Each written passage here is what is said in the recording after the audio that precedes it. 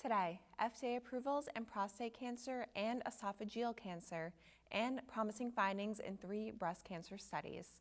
Welcome to Enclave News Network. I'm Gina Columbus. The FDA has approved darolutamide, known by the trade name Nubeqa, for the treatment of patients with non-metastatic castration-resistant prostate cancer.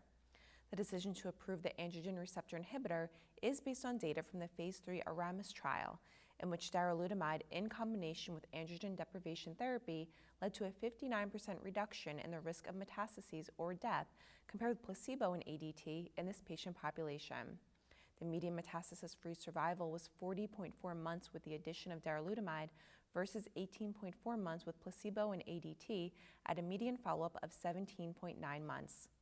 Results also showed that OS data were not mature yet at the time of the final MFS analysis, but data also showed a trend toward improved survival. The 3-year rates of OS were 83% in the darolutamide arm versus 73% with placebo, which translated to a 29% reduction in the risk of death. Updated findings also showed that darolutamide also maintained quality of life and led to a delay in time to pain progression. The approval took place 3 months ahead of the agency's action date. Bayer, the developer of darolutamide, stated that it has also filed for approval for darolutamide in the European Union, Japan, and with other regulatory authorities. In esophageal cancer, the FDA has approved pembrolizumab for the treatment of patients with recurrent, locally advanced, or metastatic disease whose tumors express PD-L1, with a combined positive score of at least 10, as determined by an FDA-approved test, with disease progression after at least 1 prior line of therapy. The approval is based on findings from the Phase 3 KEYNOTE-181 and Phase 2 KEYNOTE-180 trials, in which pembrolizumab led to an improvement in median overall survival compared with chemotherapy and elicited encouraging overall response rates in patients with PD-L1 positive esophageal cancer, respectively. In the multi-center randomized open-label active controlled KEYNOTE-181 study, results show that pembrolizumab led to a 23% reduction in the risk of death compared with chemotherapy in patients with esophageal squamous cell carcinoma, a 30% reduction in those with PD-L1 positive tumors with a CPS of at least 10, and an 11% reduction in the risk of death in all randomized patients. Additional follow-up showed that there was an improvement in OS in patients with ESCC who also had PD-L1 positive tumors with a CPS of at least 10 with pembrolizumab versus chemotherapy.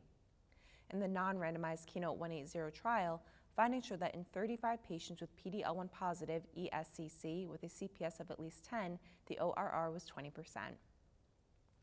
The combination of abemaciclib and fulvestrant demonstrated a statistically significant improvement in overall survival compared with fulvestrant alone in patients with hormone receptor positive, HER2-negative, advanced or metastatic breast cancer who were previously treated with endocrine therapy. The results were from a definitive pre-planned interim analysis of the Phase 3 Monarch 2 trial, which previously demonstrated a statistically significant improvement in progression-free survival in both pre-, peri-, and postmenopausal women, which was the basis for the FDA's approval of the combination regimen in September 2018. There were no new safety signals observed in the updated Monarch 2 analysis. Lilly stated that it plans to present the full findings at an upcoming medical meeting and also submit the data to regulatory authorities. Abemaciclib is FDA approved for the treatment of patients with HR-positive, HER2-negative, advanced or metastatic breast cancer in combination with an aromatase inhibitor for postmenopausal women as initial endocrine-based therapy, in combination with fulvestrant for patients with disease progression following endocrine therapy, and as a single agent for those with disease progression after endocrine therapy and prior chemotherapy in the metastatic setting. Also in breast cancer, the addition of the CDK4/6 inhibitor ribociclib to fulvestrant significantly improved overall survival as a first or second-line treatment for postmenopausal women with hormone receptor positive, HER2-negative breast cancer, according to findings from a pre-planned interim analysis of the Phase 3 MONALEESA-3 study.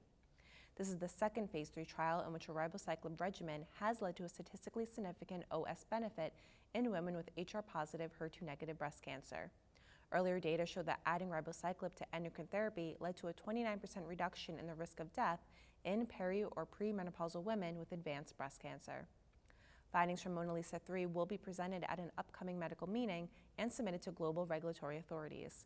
Novartis, the developer of ribociclib, also noted that no new safety signals emerged since the initial readout of progression-free survival and other data from the trial.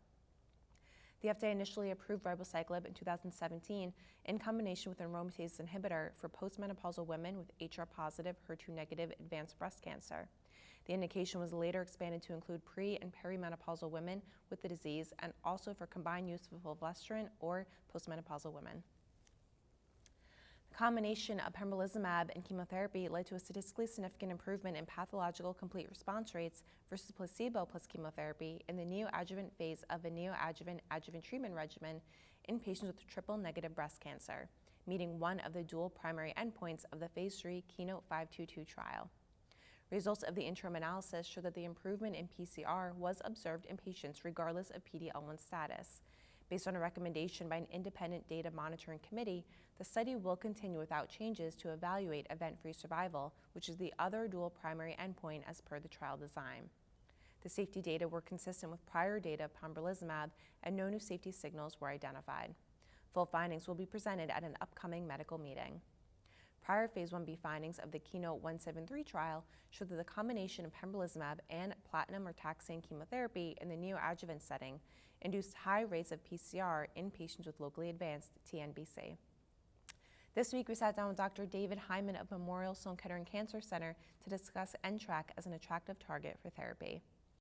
One of the features of NTRK that's made it an attractive and a good target for cancer therapy is that after we develop as embryos, there's very limited role for TRK proteins in children and adults.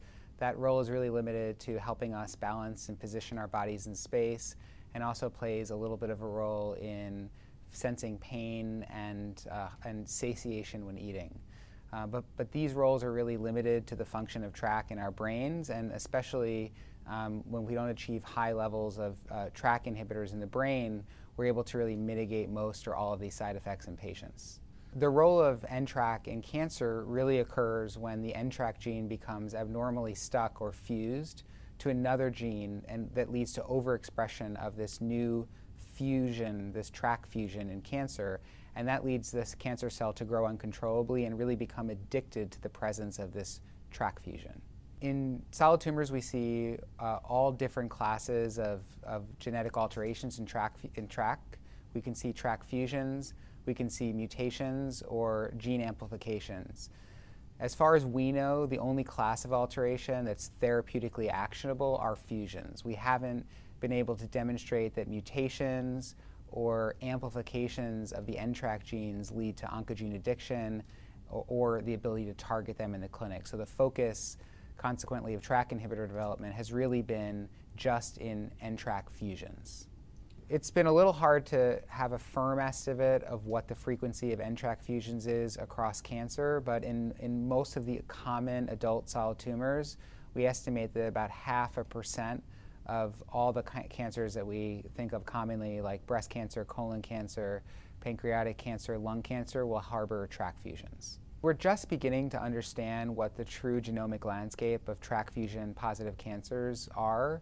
Looking at our experience at Memorial Sloan Kettering in about 80 TRK fusion positive patients, we rarely, if ever, find concurrent classic drivers like KRAS, NRAS, BRAF, or any of the RTK mutations like EGFR, ROS, or ALK. So it really does seem that in the overwhelming majority of cases, when you have an NTRK fusion, that's mutually exclusive with other canonical drivers of that cancer type. We certainly know even less about the concurrent expression of PD-L1 and NTRK fusion positive cancers. But I think that because the presence of an NTRK fusion is such a powerful predictor of response to NTRK inhibitors, most of these patients really ought to preferentially be receiving NTRK inhibitors before alternative targeted therapies might be considered. When a cancer cell acquires a TRK fusion, the kind of downstream consequence of that is overexpression of this fusion transcript and constitutive signaling of the TRK kinase domain, leading to uncontrolled cell growth, metastasis, and cancer progression. What the TRK inhibitors are able to do is inhibit that wild-type TRK kinase in a TRK fusion and just shut off that constitutive signaling event. So the scientific rationale is very similar to what we've seen with other targeted therapies in other kinase fusions like ALK or ROS, is that we know that this is an oncogenic event that leads to uncontrolled cell growth and can be targeted selectively with inhibitors designed to block this fusion. That's all for today. Thank you for watching Enclave News Network. I'm Gina Columbus.